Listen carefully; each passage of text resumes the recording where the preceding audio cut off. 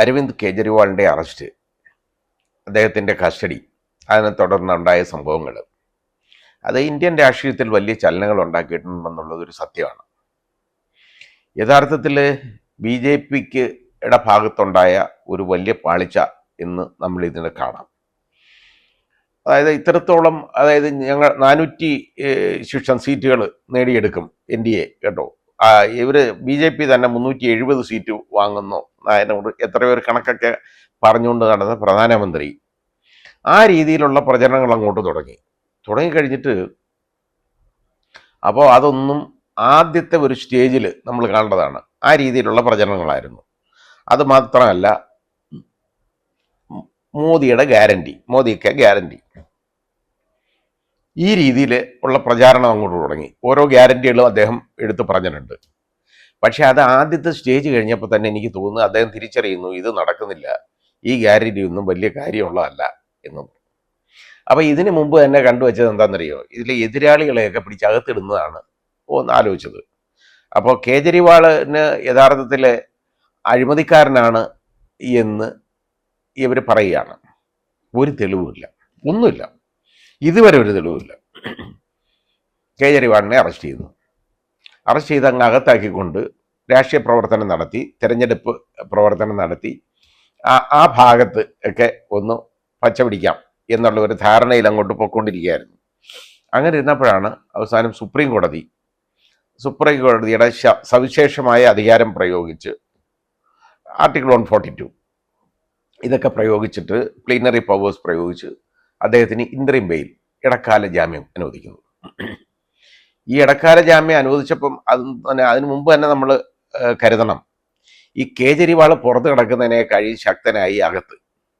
കാരണം കേജ്രിവാളിനെ അറസ്റ്റ് ചെയ്ത് അകത്തിട്ടപ്പോൾ തന്നെ ഒരുപാട് ആളുകൾക്കും ഇതിൽ ഒരുപാട് അവിശ്വാസം വന്നുപോയി. കാരണം ഇത് വെറുതെയാണ്, ഇത് കാലേ കൂട്ടി തീരുമാനിച്ച് സെൻട്രൽ മെഷീനറിയെ ഉപയോഗിച്ച് ഈ പറഞ്ഞ ഒരു മുഖ്യമന്ത്രിയെ അറസ്റ്റ് ചെയ്ത് ജയിലിട്ടതാണ് എന്നുള്ളത് എല്ലാവർക്കും മനസ്സിലായി. എന്നിട്ട് നമുക്ക് അയാൾ രാജിവെക്കണമെന്നുള്ള ആവശ്യം കൂടെ മനസ്സിലായോ. എന്ന് വെച്ചാൽ അയാളെ മുഖ്യമന്ത്രി പദത്തിൽ നിന്ന് ഒഴിവാക്കി ഇറക്കി വിടണം. ഇതും കൂടാണ് കണക്കാക്കിക്കൊണ്ടിരുന്നത്. ഇതൊന്നും നടന്നില്ല. അവിടെ കിടന്ന് മുഖ്യമന്ത്രിക്ക് ഭരിക്കാൻ പാടില്ലെന്നൊന്നും പറയാൻ ഒക്കത്തില്ല, ശരിയല്ല. അവിടെ മുഖ്യമന്ത്രിയുടെ ഓഫീസ്, കാരണം അദ്ദേഹത്തിൻ്റെ തീരുമാനങ്ങൾ ബാക്കി ആളുകൾ നടപ്പാക്കിയാൽ മതി. രാജിവെക്കണമെന്ന് എങ്ങും പറഞ്ഞിട്ടില്ല മുഖ്യമന്ത്രി. ഇതേപോലുള്ള ഒരു ആരോപണത്തിൻ്റെ പേരിൽ ഇത് ഇൻവെസ്റ്റിഗേഷൻ്റെ സ്റ്റേജിലുള്ള അറസ്റ്റാണിത്. അത് നമ്മൾ മനസ്സിലാക്കണ്ടേ. ഒരാൾ കുറ്റക്കാരനാണെന്ന് കാണുന്നത് വരെ അയാൾ നിരപരാധിയാണെന്ന് കാണണം എന്നുള്ളതാണ് നമ്മുടെ നിയമസംഹിത പറയുന്നത്. നമ്മുടെ നിയമ സംവിധാനം അങ്ങനെയാണ്. പക്ഷേ ഈ കേസിൽ ഇങ്ങനെ ഈ മണി ലോണ്ടറിങ്ങും PMLA ഇതൊക്കെ ഇതിനകത്തൊക്കെ എന്നൊക്കെ പറയുന്നത് അയാൾ കുറ്റക്കാരനല്ലെന്ന് അയാൾ തെളിയിക്കണമെന്നാണ്. യഥാർത്ഥത്തിൽ ആ നിയമം എന്നൊക്കെ പറയുന്നത് ഒരു കാടൻ നിയമം എന്ന് നമുക്ക് പറയാം, ആ രീതിയിൽ കണക്കാക്കുമ്പോൾ. കാരണം അയാൾ കുറ്റക്കാരനല്ല എന്ന് എങ്ങനെ തെളിയിക്കും? എളുപ്പമുള്ള കാര്യമാണ്. അപ്പം ഞാൻ ഇന്നതുപോലെ ഒരു കുറ്റം ചെയ്തിട്ടുണ്ട്, ഒരാളുടെ കയ്യിൽ നിന്ന് ഞാനൊരു 10,000 രൂപ പിടിച്ചുപറിച്ചെടുത്തുന്നിരിക്കട്ടെ, വാങ്ങിച്ചെടുത്തു. ഈ 10,000 രൂപ പിടിച്ചുപറിച്ച് വാങ്ങിച്ചെന്നുള്ളതിന് തെളിവ് വേണ്ടേ? എന്തെങ്കിലും ഒരു കാര്യം. ഞാൻ 10,000 രൂപ വാങ്ങിച്ചിട്ടില്ലെന്ന് ഞാൻ എങ്ങനെ തെളിയിക്കാൻ പറ്റും? ഒരു മനുഷ്യനും ചെയ്യാൻ ഒക്കുന്ന കാര്യമല്ല. അപ്പോൾ ഈ നിയമത്തിൻ്റെ ഇതിൽ പോകുന്ന ആ രീതിയിലാണ്. അപ്പോൾ അയാൾ അങ്ങനെ തെളിയിക്കുന്നവരെ അയാളെ ജയിലിടാം. എന്തോ നിയമമെന്ന് എനിക്ക് മനസ്സിലാവുന്നില്ല. ഇതൊക്കെ ഈ അധികാരങ്ങളും ഒക്കെ പ്രയോഗിച്ചാണ് ഇതേപോലെ ഓരോരുത്തരെ വിരട്ടി ഭീഷണിപ്പെടുത്തി അകത്തിരുന്നത്. അങ്ങനെ ആദ്യത്തെ സ്റ്റേജ് കഴിഞ്ഞപ്പോൾ ഈ കേജ്രിവാളിൻ്റെ അറസ്റ്റൊക്കെ ഒരുപാട് തിരിച്ചടിച്ചിട്ടുണ്ട് ഇവരെ എന്ന് അദ്ദേഹത്തിന് മനസ്സിലായിട്ടുണ്ട്. കാരണം അദ്ദേഹത്തിന് അതിന് അറിയാവുന്ന സംവിധാനങ്ങൾ നമ്മുടെ രാജ്യത്തുണ്ടല്ലോ, അതിനുള്ള ഏജൻസികളൊക്കെ നമ്മുടെ സംവിധാനത്തിലുണ്ട്. ഇതൊക്കെ മനസ്സിലാക്കിയെടുക്കാം. ഇൻ്റലിജൻസ് ഏജൻസിയൊക്കെ ഉണ്ട്, അവർ വഴിയൊക്കെ ഇത് മനസ്സിലാക്കിയെടുക്കാം.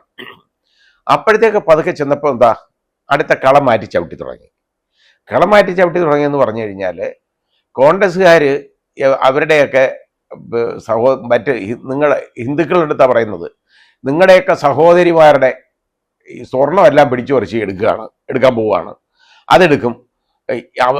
ഇത് ആ രീതിയിൽ അങ്ങോട്ട് തുടങ്ങി. എന്നിട്ട് പിന്നെ അതായത് മുസ്ലിങ്ങൾക്കും നിങ്ങളുടെ സ്വത്തുക്കളെല്ലാം പിടിച്ചെടുത്ത് മുസ്ലിങ്ങൾക്കും അതുപോലെ ഈ നുഴഞ്ഞുകയറ്റക്കാർക്കും പിന്നെ മക്കളെ ഉൽപ്പാദിപ്പിക്കുന്നവർക്കും കൊടുക്കാൻ പോകുന്നു എന്നുള്ള ഒരു പ്രചാരണം ഓപ്പണായിട്ട് നടത്തി ഒരു പ്രധാനമന്ത്രി ചെയ്ത ഒരു കാര്യമാണ് ഞാൻ ഈ പറയുന്നത്.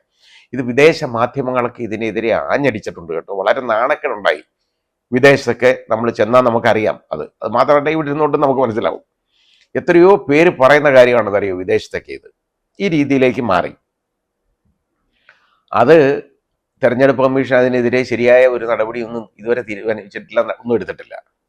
നേരെ മറിച്ച് ഇത് എതിർഭാഗമായിരുന്ന ഈ രീതിയിലൊരു പ്രചാരണം നടത്തിയിരുന്നെങ്കിലോ എല്ലാം അകത്തായിരുന്നു എന്നെ അങ്ങനെ തന്നെ ഇപ്പം നമ്മൾ കാണുന്നതാണ്.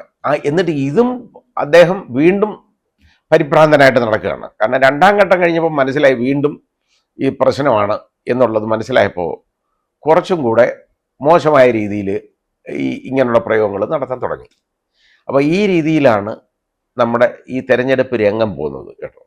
അപ്പോൾ അതിനിടയിൽ ആണ് കേജ്രിവാളിന് സുപ്രീം കോടതി ഇതേപോലെ ഇടക്കാല ജാമ്യം അനുവദിക്കുന്നത്. അത് കുറച്ച് ദിവസത്തേക്കുള്ള ജാമ്യമാണ്. അദ്ദേഹം അത് കഴിഞ്ഞ് തിഹാർ ജയിലിൽ കീഴടങ്ങണം. 21-ാം തീയതി മറ്റോ കീഴടങ്ങണം. എന്നാന്ന് ഡേറ്റ് ഞാൻ മറന്നുപോയി. ഈ അടുത്ത സമയത്ത് എന്നോ കീഴടങ്ങണം. എന്തായാലും ശരി, ഈ അറസ്റ്റ് എന്ന് പറയുന്നത് ഒരുപാട് ദോഷം BJPക്ക് ഒരുപാട് ദോഷം ചെയ്തു എന്നുള്ളതിന് ഒരു സംശയവുമില്ല. കാരണം അവരുടെ ഉദ്ദേശ്യശുദ്ധിയെ ജനങ്ങൾ മനസ്സിലാക്കിയെടുക്കുക, അതിനെക്കുറിച്ച് മനസ്സിലാക്കിയെടുക്കുകയാണ്. ഉദ്ദേശ്യശുദ്ധി ഇല്ലായ്മ, അതാണ് പ്രശ്നം വരുന്നത്. അങ്ങനെ വരുന്നുണ്ടെങ്കിൽ ക്രെഡിബിലിറ്റി ഇല്ലാതെ പോകുമ്പോൾ വലിയ അപകടങ്ങൾ നേരിടും, വലിയ തിരിച്ചടികൾ നേരിടും. ആ തിരിച്ചടികൾ ഇവർക്ക് ഫേസ് ചെയ്യാൻ വയ്യാത്ത തിരിച്ചടികളാവും എന്നാണ് ഞാൻ പ്രതീക്ഷിക്കുന്നത്. ഇനി ബാക്കി എനിക്കറിയില്ല.